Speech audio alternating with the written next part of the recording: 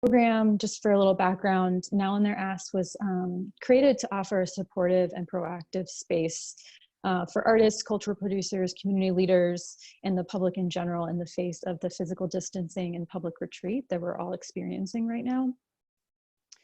We know that there's a lot of uncertainty in general in the world, and we hope that this space is a place where we can come together and talk about some big questions and think out loud together as we all kind of search for answers. So we'll start with a 30-minute conversation that I will moderate, and I think we're going to have a really rich conversation. And that will be followed by hopefully an equally as rich Q&A or community dialogue with you guys, moderated by Mary Liz Murray and Kate Gilbert here.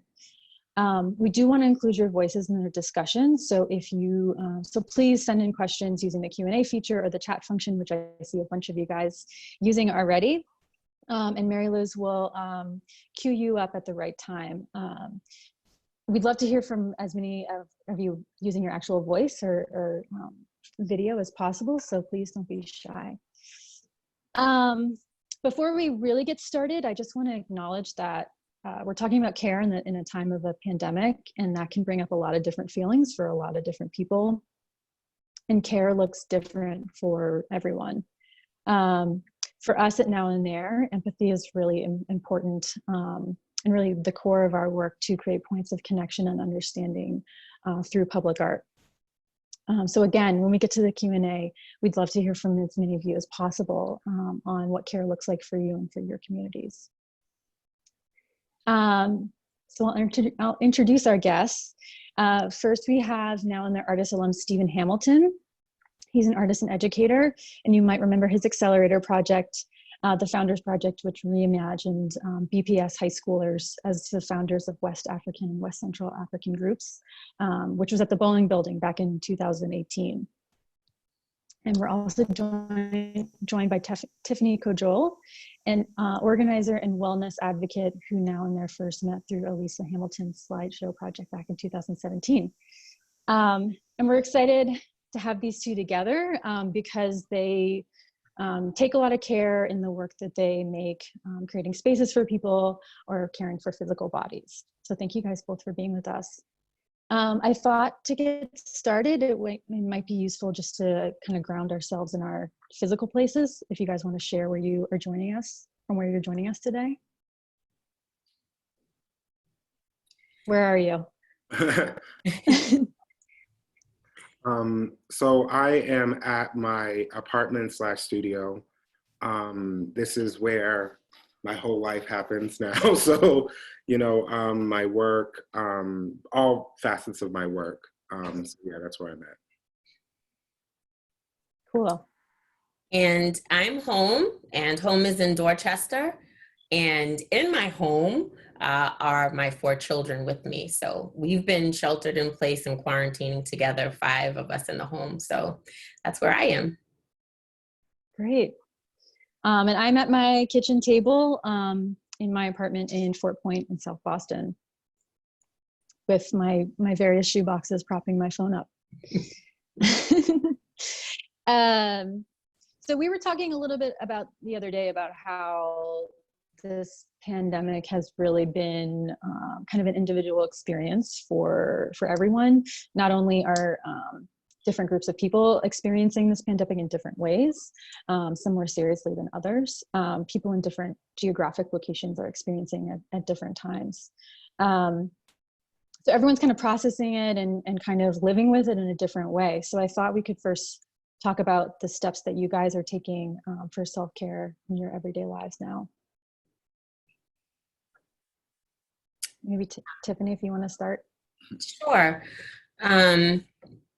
When my children were younger, the preschool that they used to go to, they would always start the morning with affirmations. And it was something cute. It was great that they memorized. And I didn't really realize until my daughter had gone from a school in Roxbury to a school in Wellesley, how not having those affirmations, how that really affected her. So we started doing those things again.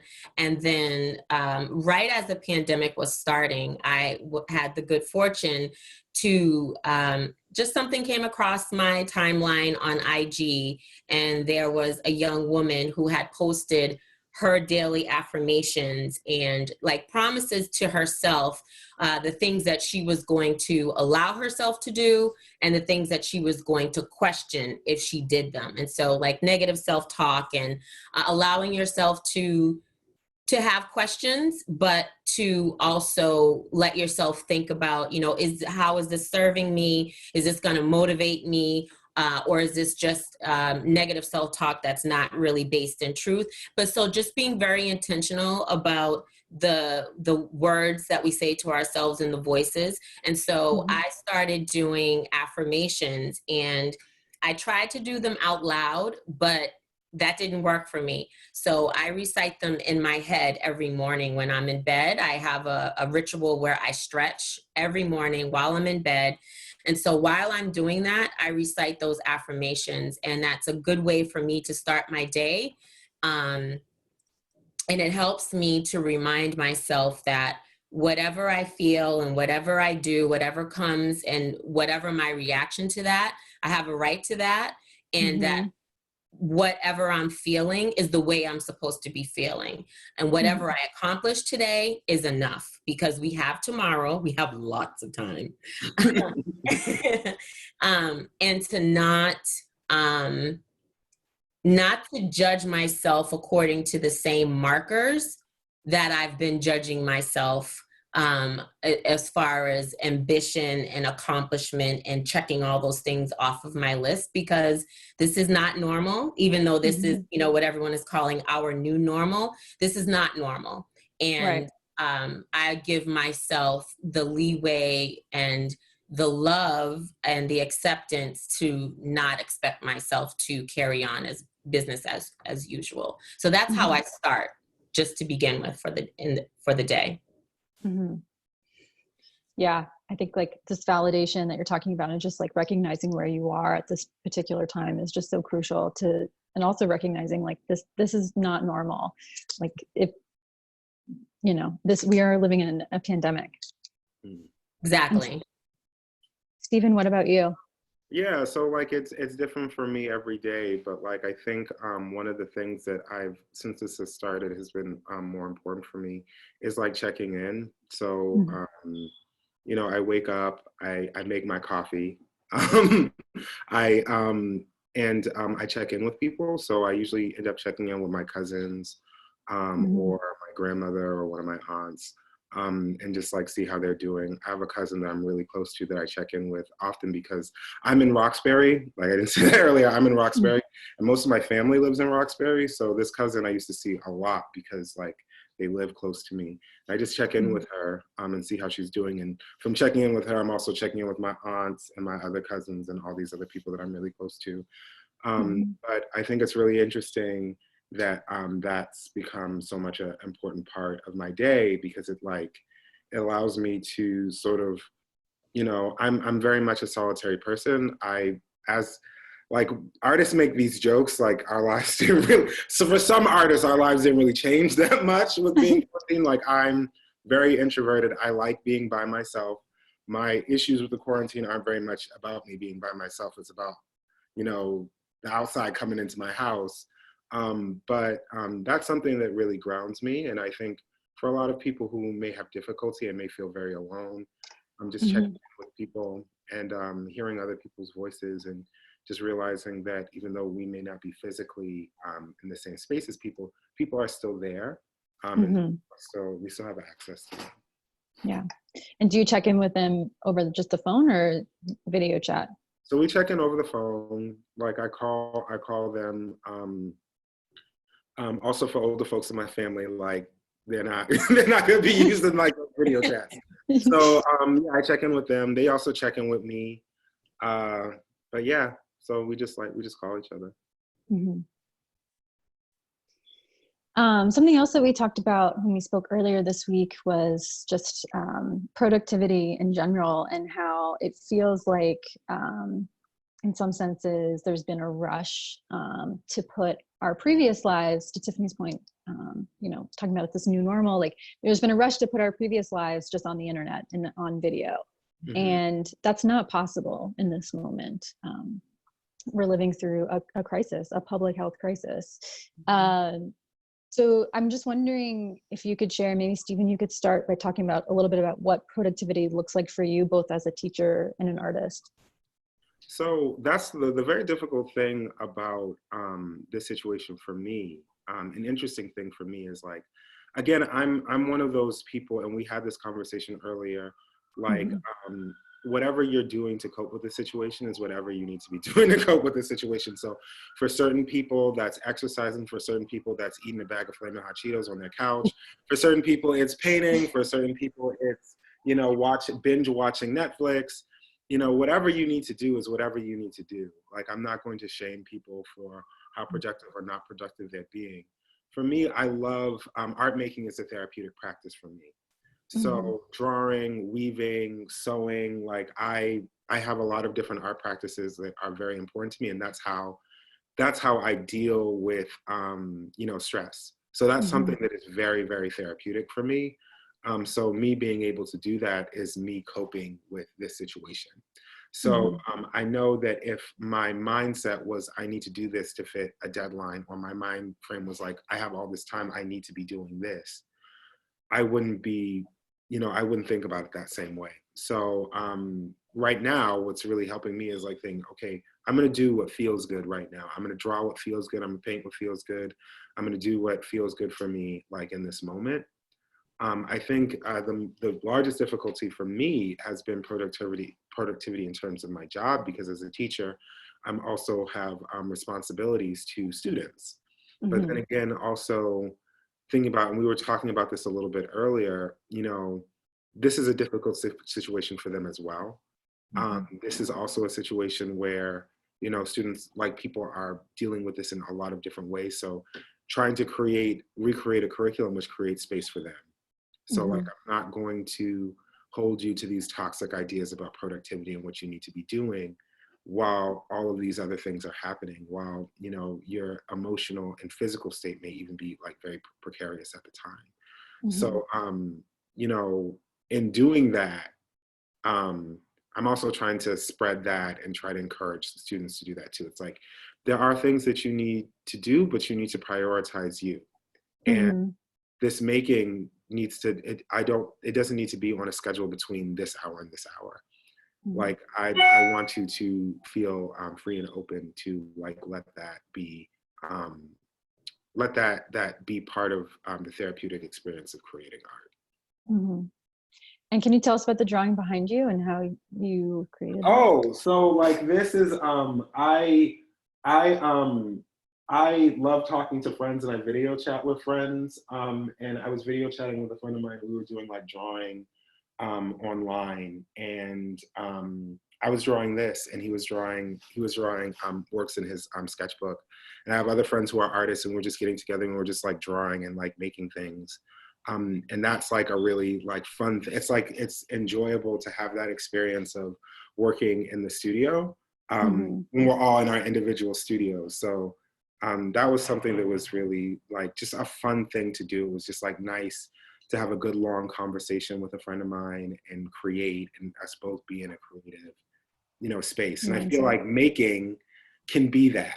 I think a lot of times for artists, like, I need to do this for this show and all of this other stuff. Making can be that, you know, making can be fun. And maybe that's what making needs to be. Maybe all of the art, the bomb artwork that's gonna be made during this quarantine just needs to be fun. A friend of mine was painting online, and I was just watching him paint on live, and he was just having fun, talking to people. That was something that was enjoyable to him, and it was something that he was working on for a future project. But the joy of making and that joy of community in that space was the most important thing. And that should be that. I'm again, whatever you want to do, but for me, that needs to be the most important thing. That needs to be the most important element of my making. And Tiffany, what about you? So before I start, we were talking about that piece behind Stephen before we logged on. And when Stephen, you shared that you just happened to be, hanging out with your friends and just doing a little something on the internet, I had to tease you and I had to share that. It's like, yeah, I just create masterpieces in my spare time. Yeah, on the internet. That's just what I do. So yeah, I had to share that with everyone because that's amazing, and thank you for sharing that with us. But yeah, shout out to the artists who just like make masterpieces online. I think for me, the concept of productivity is a slippery slope because I'm one of those people who suffer from perceived perfectionism. And along with that comes a lot of you should be doing, or you should have done, or you need to do, all those shouldas, and a lot of that self-burdening talk.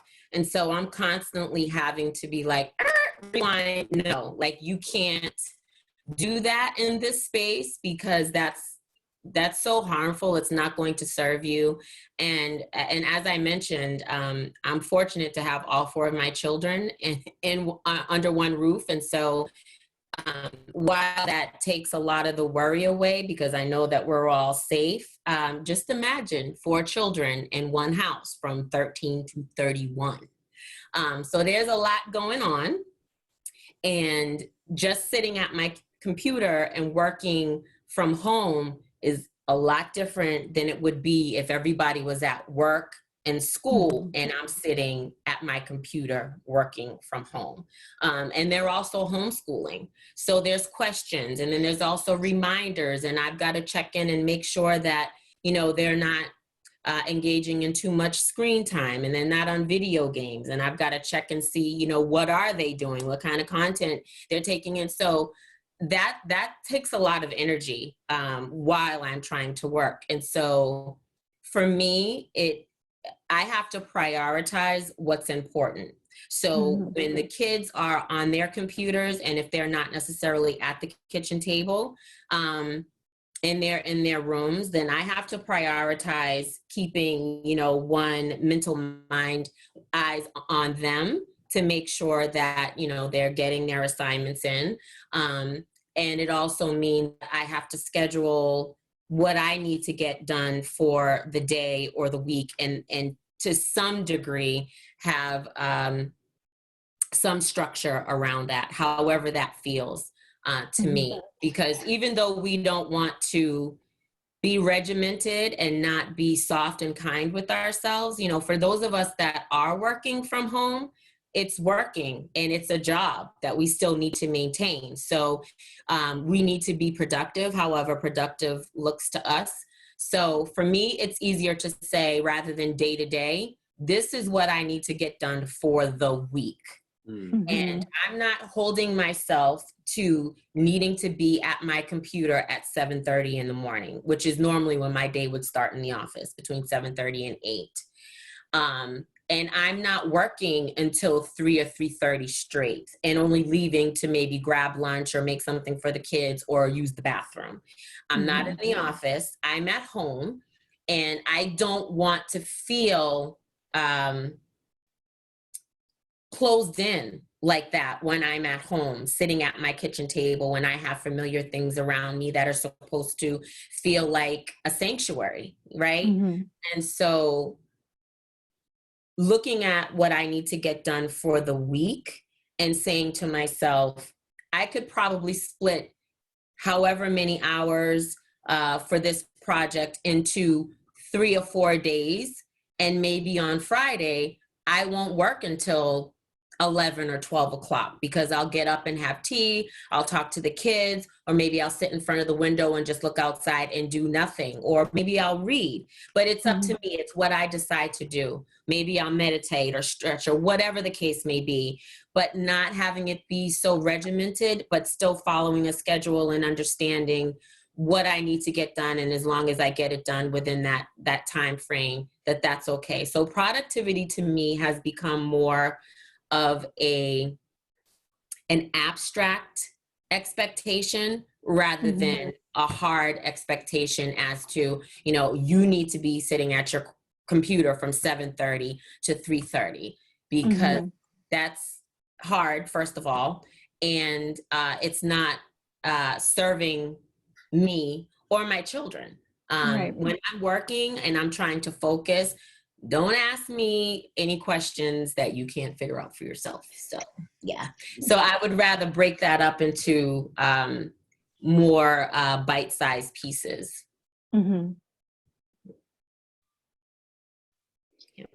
Yeah, I mean, so maybe we'll talk a little bit about how art plays into all of this. I think, you know, art is has been really important to us as a society, I guess, as something that helps us with the grieving process. So if we, usually what that's looked like in this country is after we go through a war, we want to put up a big memorial to it so we can all recognize this shared hard experience that we have.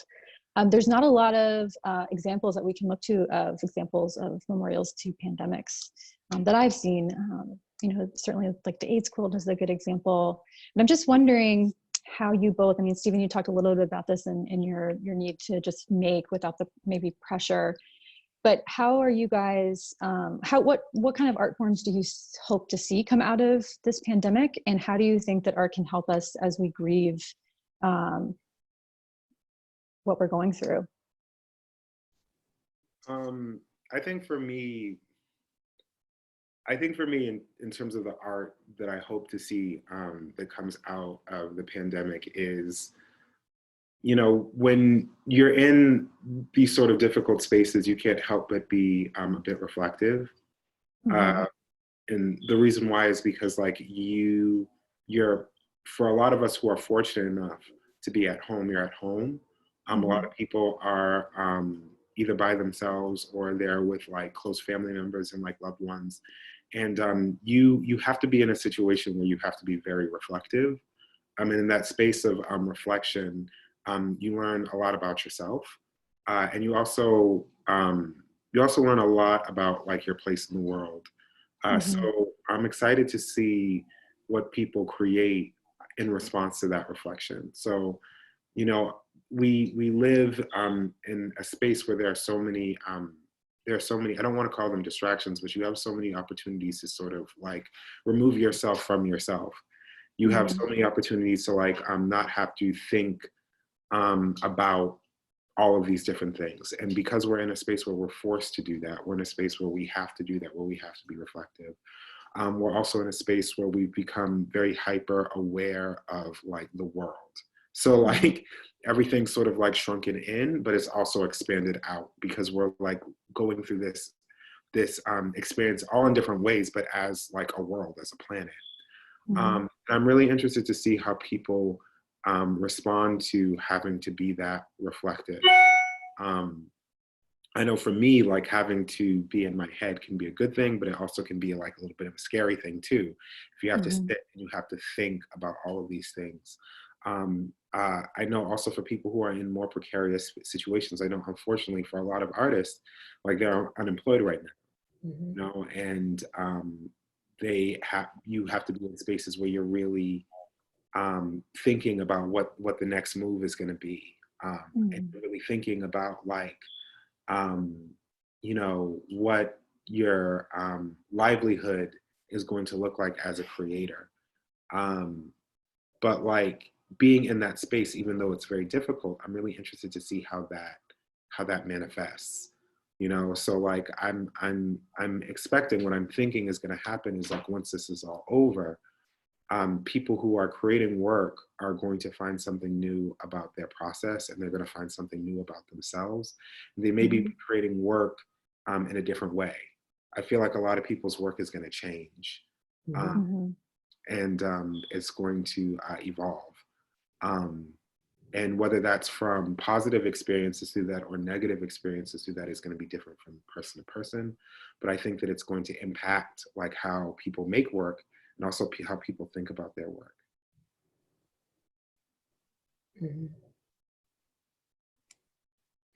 I love that, Stephen. what you're saying is really kind of, it's so graceful. It's like allowing artists to just really do what feels natural and not hold any expectations. And being a creative person myself, knowing that when I'm doing projects, there's a pressure that we put on ourselves because we have a perception of what art is supposed to be. Yeah. And that can be like, it can have that's a double-edged sword, And so the reflection, the time that we have to reflect, I would imagine that whether it comes, whether that thing is budding or growing, that leaf grows out from the concrete, or it's growing from, really nurtured soil, we're all going to emerge from this differently. And I would imagine that organically that would affect how we create and the art that we create.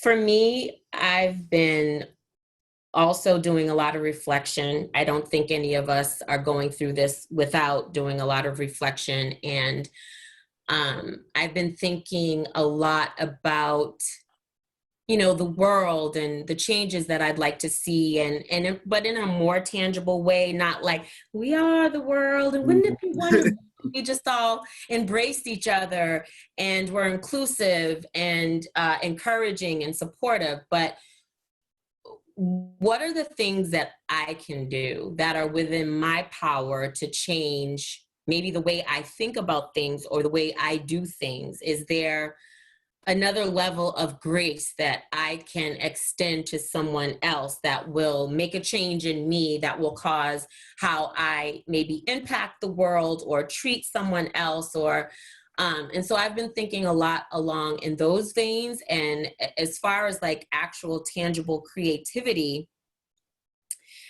we're all in the house and we all need to eat. And so normally, because of my work, I work for my 9-to-5 job is I work in the construction division of a design build firm. And so working a regular day with being a mom, a single mom with children responsibilities, family responsibilities, things like that, there doesn't leave an awful lot of time to cook and do a lot of the gardening and things that I did before. And so I've had this opportunity to really spend time with my plants and to talk with my daughter about cooking. And, she's been making some meals and talking about the things that she wants to create and allowing her time and space in the kitchen to do that. And she'll ask me about, what seasoning should I use? And so to me, that's creative. And then the meals that I make. And so we're not just having like regular, it's a something together type of evening because we need to like eat and I need to get you all to bed and get ready for the next morning. Now it's more like, I'm going to shred the carrots and roll them up in the ball and put the celery. Time.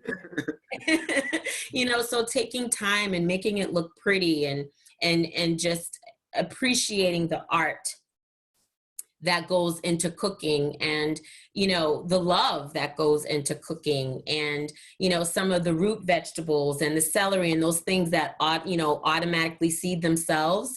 We've been doing a lot of those plantings. And so I have like a huge hydroponic garden that I can't wait to move outside. And so that for me has been a blessing. And that's how I've been using my creativity. And I think about how that can translate into helping the world or my community afterwards. It's me getting back to some of the things that I've loved to do before and maybe planting things and sharing it with my neighbors and things like that. So what are some of the things that we can do to be creative now that'll make a positive impact on the world later? That's the kind of art that I'm focusing on. And we love your plant behind you. Oh yeah. That's my girl. That's my friend.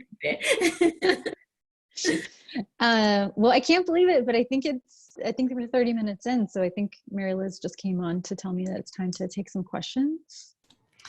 Yeah, so we've had great stuff happening over in the chat. So thank you all for being so engaged with each other and with us. For Stephen and Tiffany, Lamerchi and Nina are both on the line and wanted to say hello. Hi. Oh my goodness. Lots of other people on the line who are very glad to be hearing from you as well, but they sent specific shout outs. And for all of you who are listening and chatting, also please do use our Q&A function if you have questions for any of the panelists up here, and I will chat with you about that. If you would like to ask your question live, just when you type in your question, let me know that, and I'm happy to invite your voice into the conversation. We would love that. But I'm going to start with a question that came up for me.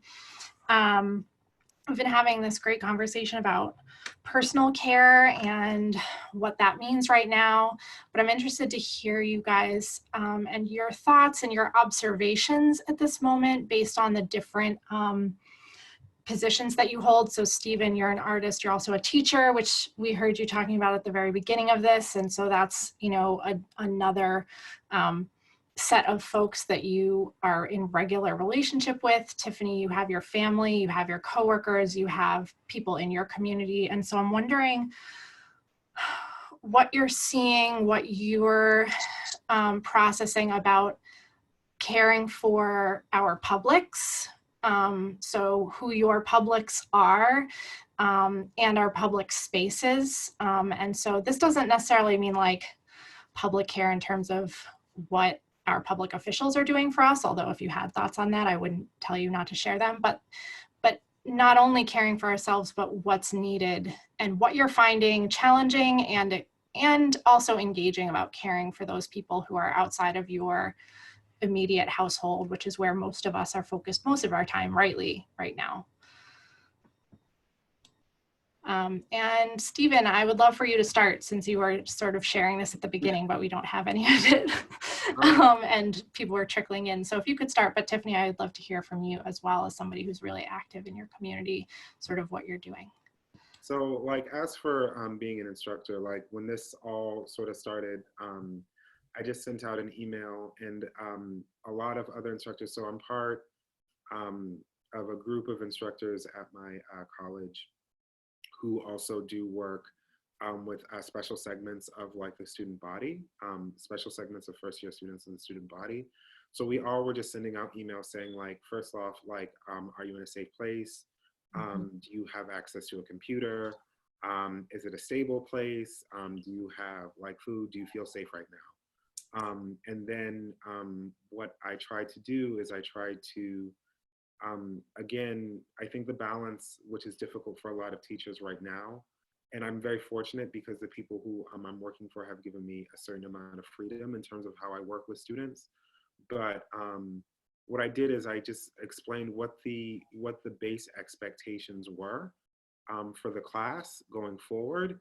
And again, prioritizing everybody that your physical and mental health is more important than anything. So like that has to come first before everything else. So if there is anything that is going on which is making it difficult for you to meet these expectations by the end of the semester, then let me know and modifications can be made. And also reinforcing again that all of this is subject to change if it is not working. And as this is a developing situation, this is something that will change and evolve as your needs change and evolve. So again, letting them know that how we modify this is in accordance to what they need at the moment.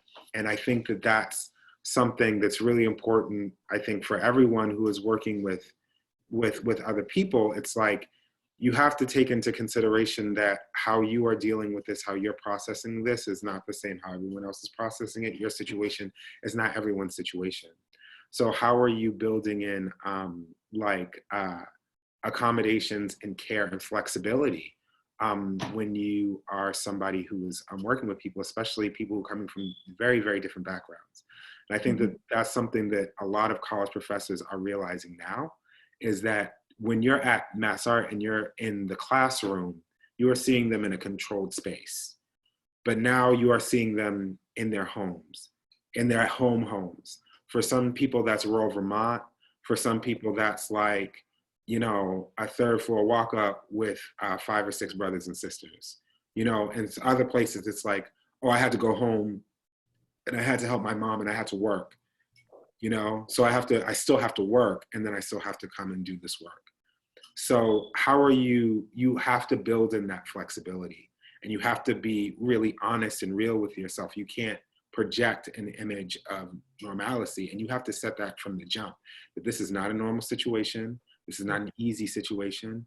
And I'm going to be flexible, and I'm encouraging you all to be flexible. I'm going to give you grace, and I'm encouraging you to give me grace in this space. So that's something that I try to do. I try to, again, make myself available, but I also am being honest with people. It's like, we are not going to have 5-hour Zoom classes every week. I'm not going to make you do that. For many of my students, they can't even do that because they have to pay for data. Like they don't have internet service where they're at. So like, there's like a lot of situations where, you know, it's balancing, you know, what I'm able to deal with and what students are able to deal with. And that has to do with building in communication, good communication, and also flexibility. And it's something that I'm working on too, because like, you also feel pressures from other people. It's like, okay, other people are doing this, that, maybe I need to be doing this, that, and the third. And then as time progresses, I'm realizing like, no, I don't actually need to be doing that. No, I need to be really thinking about what works for me and what works for the people that I work with, the students I work directly with. So yeah, that's something that I'm still figuring out. But like, that's sort of where I've landed at it right now.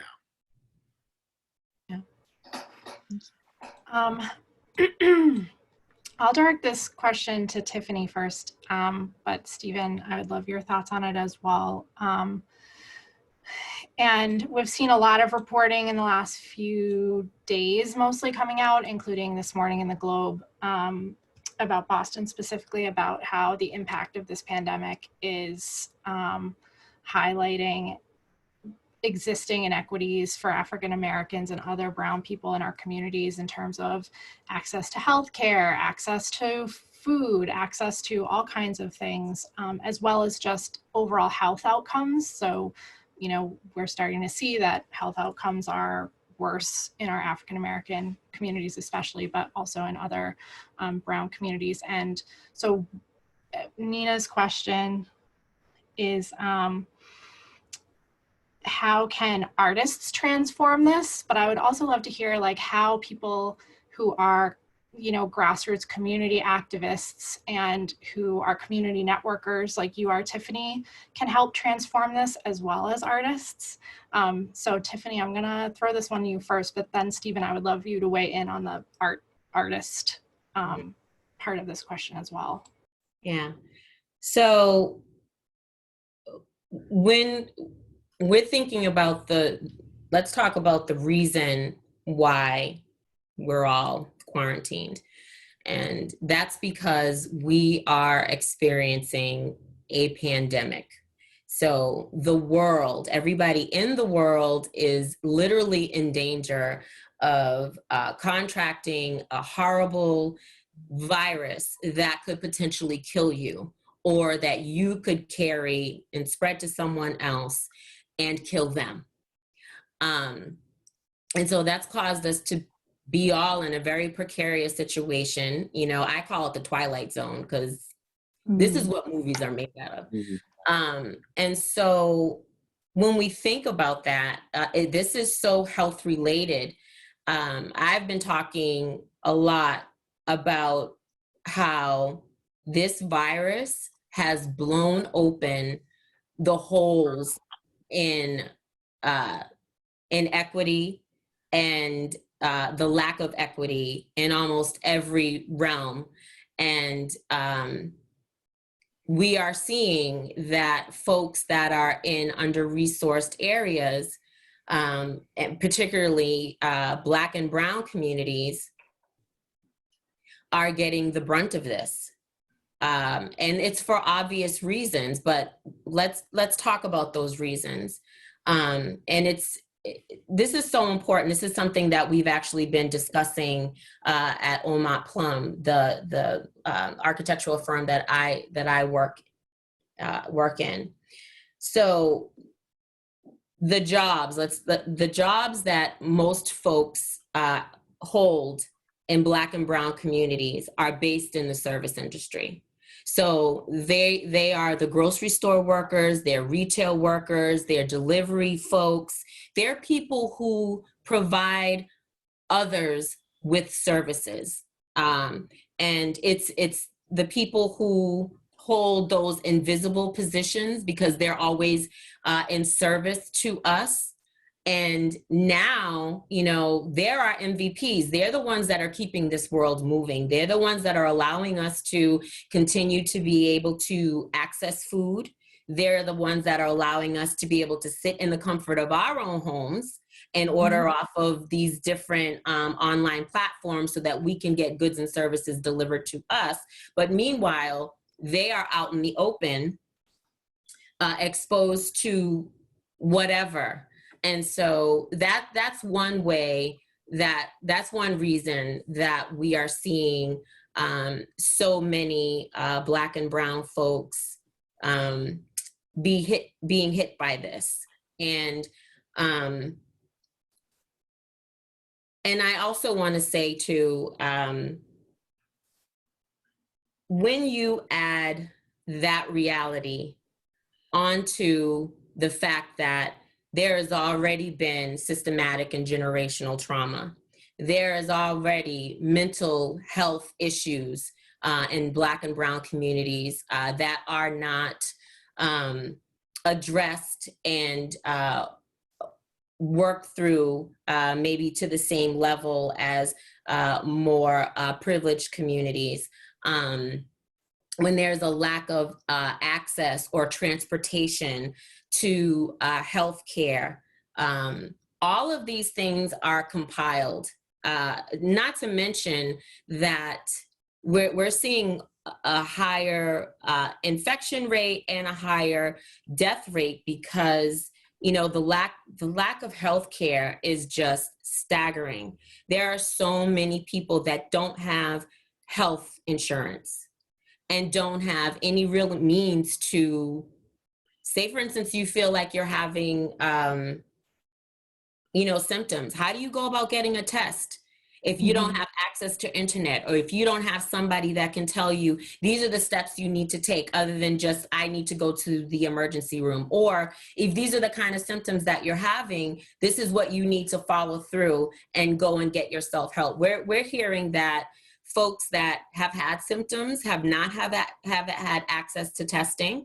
And we've heard that there are other folks in different neighborhoods who maybe haven't had as extreme symptoms who have gotten a test. And we've heard, you know, people who have been tested, it's taking 5 to 7 days for them to get results back. And we know that there's, on the flip side of that, there's people who are getting tested and getting their tests back within hours or a few days. And so this is what inequity looks like. This is what not having access to resources looks like.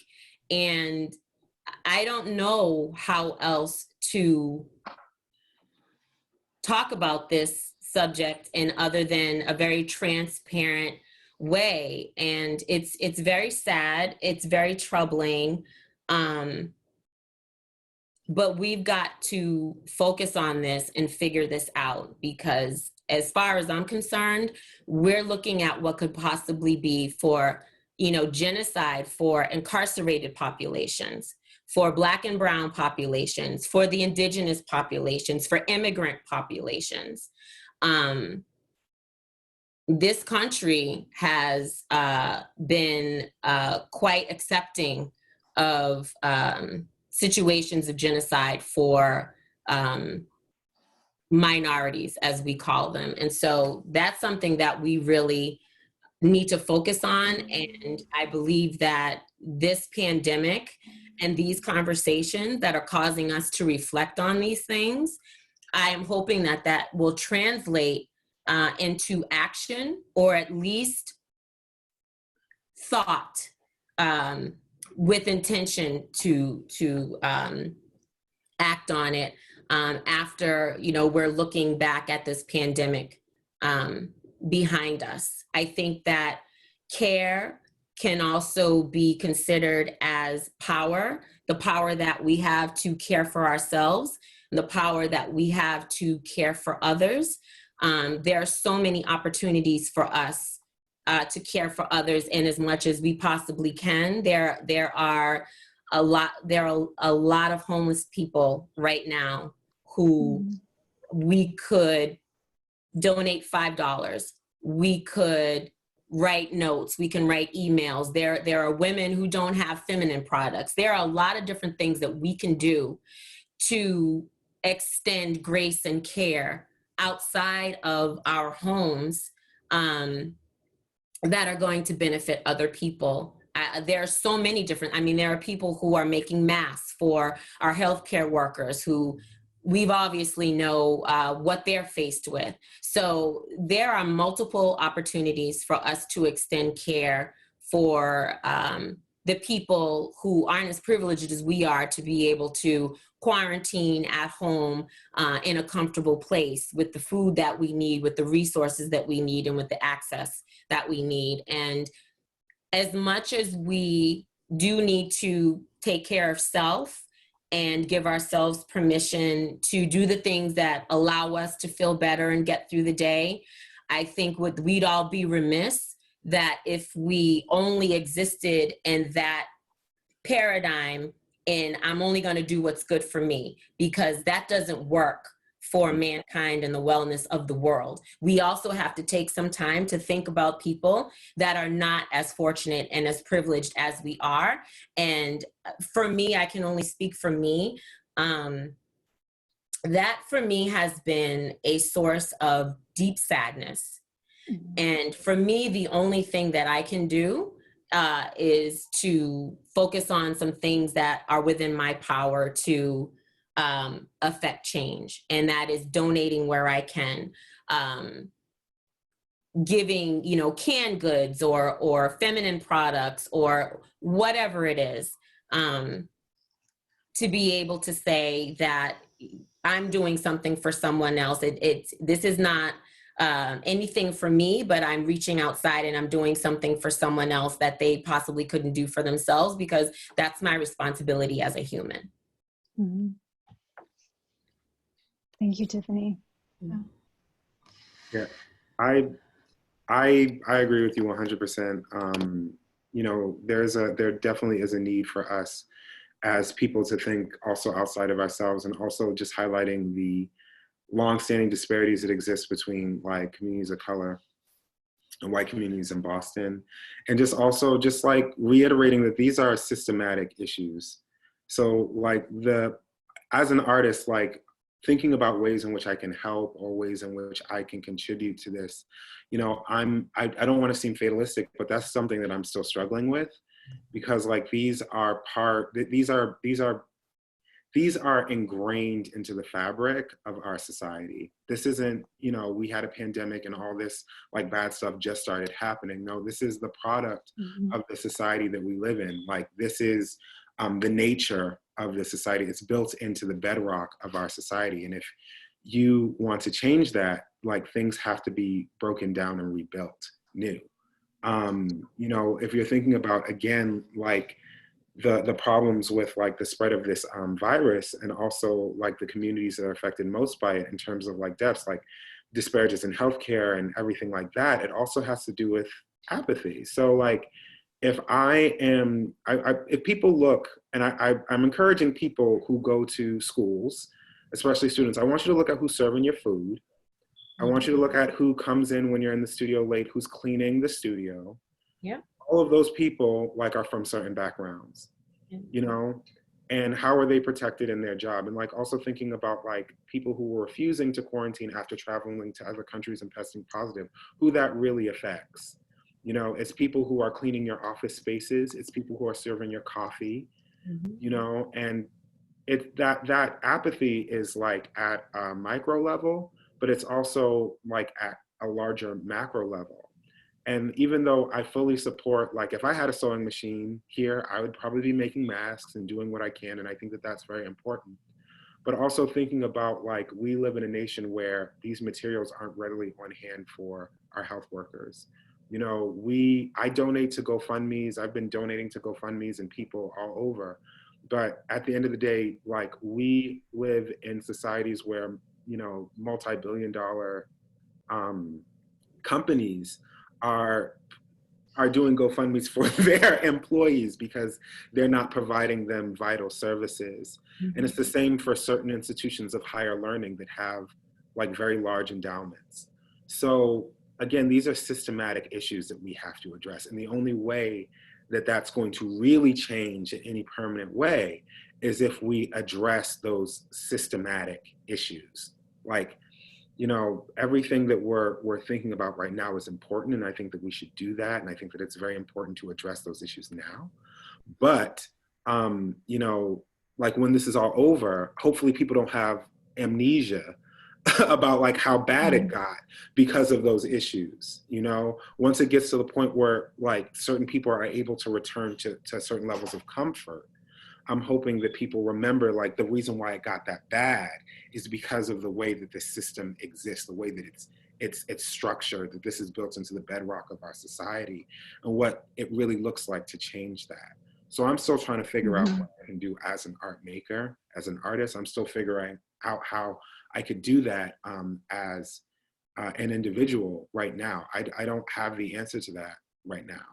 But that is something that I'm thinking about, and I'm encouraging that in this time of reflection, a lot of people are thinking about that. I want to add one more thing to that. I think that art is such a powerful medium because it can use things that appeal to, you know, our different senses, like our sense of our sight and hearing, and it can cause us to tangibly feel things. And, you know, piggybacking off of what you were saying, Stephen, about how we are not looking at or seeing or considering, you know, the invisible people who are, you know, getting the brunt of the effects of this pandemic, our service workers, our service people. And, you know, we've been talking a lot about how we are considering, and I think we can all agree and believe this, that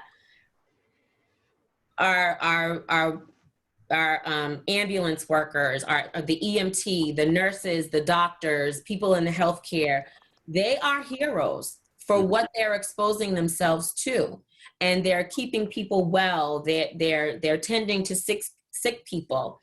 I feel as though that we should hold people who are at the supermarket, people who are delivering our Amazon packages, people who are outside picking up the trash and doing the street sweeping and all of those different things. We need to hold them up as heroes as well.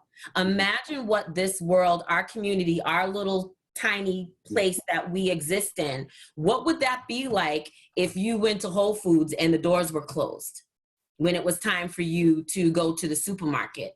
You know, what would it be like if all the trash is piling up out on the street and there's nobody to pick up your trash?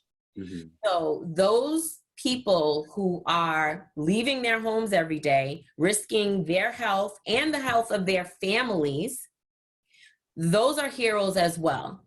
And so we need to start readjusting our thinking and to really think about the sacrifices that they're making. It's easier for us to say, oh, people in healthcare who've had an education, who are at a certain economic level, they're heroes because they're on the front lines. But how is that any different than the person that's ringing up your groceries at the supermarket?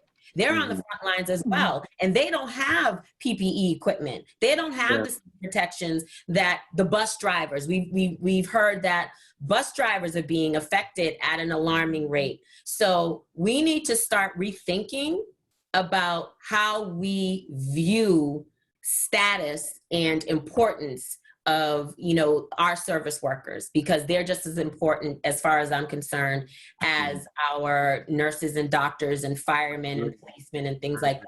They need to be held in the same esteem. And once we start doing that, and pushing ourselves to transition, not just us here, but I mean this country and the world at large, it'll be easier for us to start thinking in terms of, you know what, those people are people. They're real people. They deserve care. They deserve our attention, and they deserve us to start looking at these disparities and start figuring out how to resolve them. Yeah. Mm-hmm. So we have about 2 minutes, and we have one more question from Leah, who I'm gonna bring up onto the line. So Leah, you have like a minute to just ask your question, and then you can direct it whoever you'd like to have answer it first. We're gonna run a few minutes over. We know people may have a hard stop at 1:30. The recording of this conversation will be on our website. So if you have to drop away, the rest of the conversation will be online. But we are gonna try and wrap it up in the next 5 minutes. So Leah, I'm gonna bump you up to audio. You can ask your question. It's sort of building on this idea of how are we serving these underserved communities right now, with a little bit more of an art lens on it.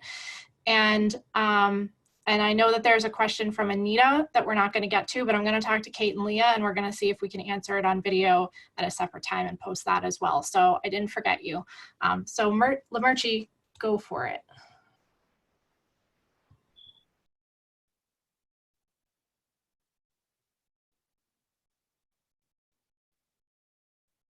Oh no, you're muted. Hold on. I think you might have to unmute your phone. Okay, there I am. Okay. There you go. I just want to say, Hi, Leah. hi. I want to say thank you to Stephen and Tiffany for your valuable comments today. Terrific job. The question I have specifically has to do with artists delivering workshops like myself, based on mindfulness, healthcare, and art workshops and activities. For instance, to people who are in wards, like in a hospital, who we've been, prior to this pandemic, been able to serve and see the joy and glee on their faces when they are people who are shut in or in a confined situation, who find art as a powerful tool for them to advance their own self-care, if you will. And they've expressed that, evaluated. And now in this position, I offered to a LARC program of HIV survivors in a hospital art materials even, but they're not able to engage virtually. And so their supervisors are not providing access. How do we continue the work of going beyond ourselves, going beyond our own walls to help people who may be in a homeless situation or other kind of situations where they do not have virtual capability, even with providing some materials? How can we meet this challenge? It's like, I'm trying to figure it out. And I think that there may be some resource thinking out here, a critical think tank that we can make available to ourselves to get over these kinds of obstacles. And I'm sure there are other ones that have even more priority, but I just wanted to ask that question. Thanks, Leah. Is there someone that you'd like to answer or try to answer that first? Both of the responders. As for the digital access for people who are part of like communities that were once engaged in like these like art programs that were person to person, I think the bigger like part of that conversation is like internet and like computers and like virtual access being a human right. So, a lot of people are still thinking of that as a luxury, but like this time I sort of highlighted that that is a basic human right.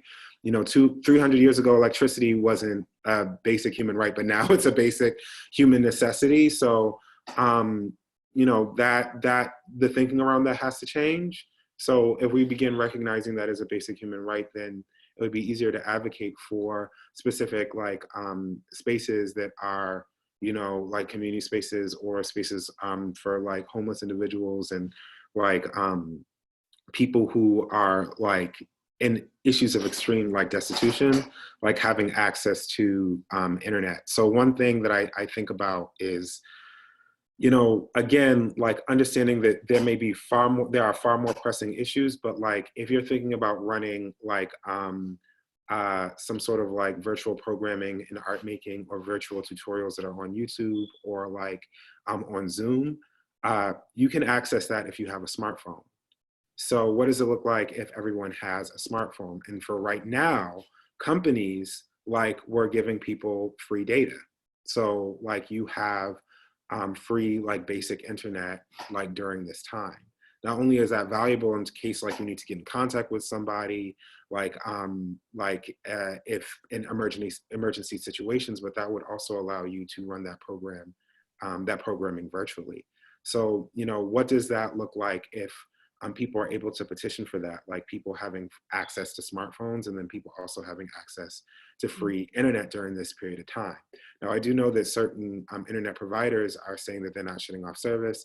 I know that there are, you know, libraries are expanding like their like bandwidth, but you know, what does it look like to make that feasible and also safe? So what does that look like if you have like free citywide internet during these emergency situations so that people are able to access them in shelters and things of that nature? So that's one way that I've been thinking about it. I know that a lot of artists are doing online workshops, like on Instagram, they're going on live, they're doing all these things. And because they're on Instagram TV and they're on live, they're accessible through portable like technology, which a lot of people do like have access to. So the biggest issue is like, okay, how do you make sure that people have internet access? And that's like the big thing. Like everyone needs to have internet access, especially now, considering that vital information is on the internet. Like everything that I know about, I have to tune out of the internet because there's so much coronavirus like stuff on the internet. But like every major important update is on Instagram before it's on the news. You know, it's on Facebook. It's like Google has alerts. So, you know, again, internet is a basic human right and necessity, especially now. And like people should have access to smartphones that have like access to that. That should be something, people should have one, everyone. If you're homeless, like you should have access because you can charge them anywhere. And then that programming can continue that way. So that's one idea that I'm thinking about. That's a tool that I have to use for teaching a lot because some of my students may not have like using a computer is clunky for them. So when we have our Zoom meetings, they're using their smartphone. They're using the applications on Discord application, the Discord app on their phone. So like, as for an artist who's like doing that work, like that's a sort of bare minimum technology that can be advocated for, and like digitizing workshops that way might be fruitful. Mm. I was also thinking, like you said, Stephen, not everyone has access. And although cell phones and computers and iPads and tablets and things like that really have become normal, I mean, mostly everyone has some kind of a digital device, but there are still some people who don't.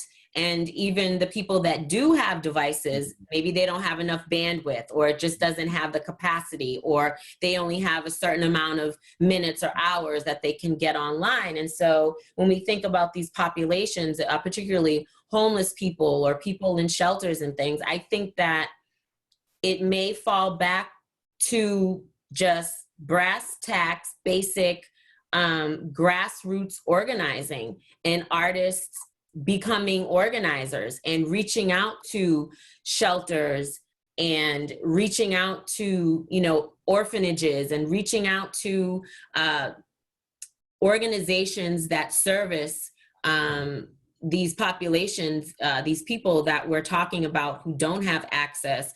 And Lamerchi, to your point, if you did want to create a workshop or a tutorial or a performance or something like that, that could be given maybe on USB or broadcasted through a main television at a shelter, which might be also very hard if they're practicing social distancing within that facility.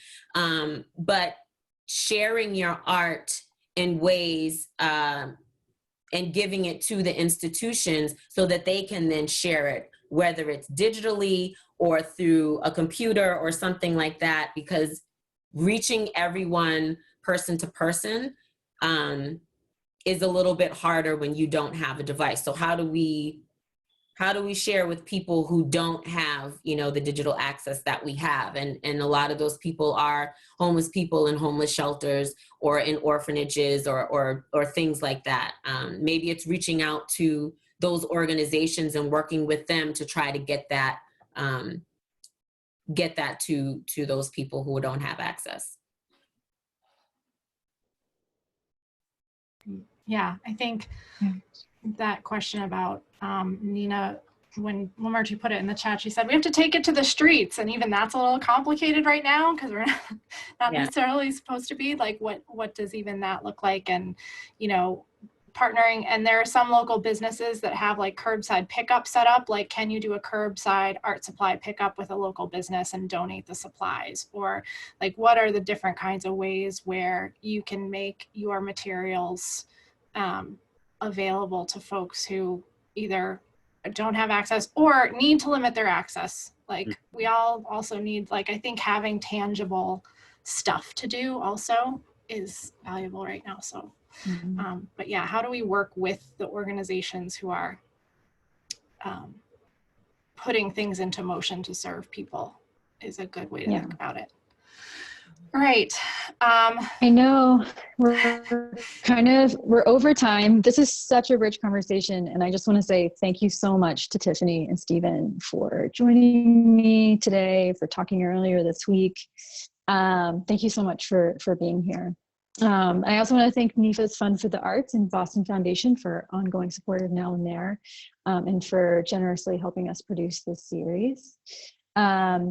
We'd love your feedback. This is our second edition, so we'd love your feedback as we plan more of these going forward. I think Mary Liz just dropped a quick survey in the chat. If you have a couple extra minutes to take that and tell us what you thought, we'd really appreciate it. And I hope you'll join us next week, same time, on April 17th, as we ask the question, what can artists do now? As a jumping off point to help us reflect on creative expression and continue this conversation. I think really artist Rachel Allen and organizer Kenny Bailey will be with us for that. And I think Mary Liz just dropped in the registration link for that, so you can sign up there. But again, thank you, especially Tiffany and Stephen and everyone. I cannot wait to read all the comments in the chat that I couldn't keep up with as we were having this conversation. So thank you so much. I really, really appreciate it. And can't wait to see you guys next week and in real life sometime soon. Thank you. Thank you. Bye. Bye.